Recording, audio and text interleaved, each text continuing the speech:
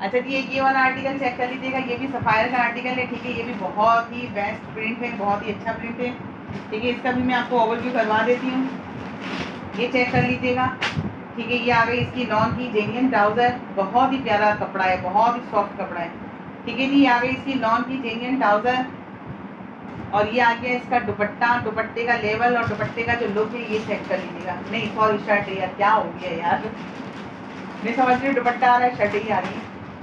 अच्छा ये चेक कर लीजिएगा, ये आ गई इसकी फ्रंट, ये भी आउट क्लास डिजाइनिंग है, ठीक है। ये आ गई इसकी फ्रंट, ये आ गई इसकी बैक साइड, और ये आ गई इसकी स्लिप, ठीक है। ये आ गया इसका दुपट्टा, दुपट्टे का लुक चेक कर लीजिएगा, बहुत ही प्यारे आर्टिकल आए हुए हैं, ठीक है। जिसने भी डन करवाना हो फटाफट से एसएस लेके व्हाट्सएप पे डन करवा लीजिएगा। अच्छा इसका जो दुपट्टा है, दुपट्टे की साइजिंग चेक कर लीजिएगा, ठीक है। 2.5 मीटर के दुपट्टे हैं, और लॉन तो वाकई में लॉन है, बहुत ही प्यारी लॉन है, ठीक है। जिसने भी डन करवाना हो एसएस लेके व्हाट्सएप पे डन करवा लीजिएगा। जल्द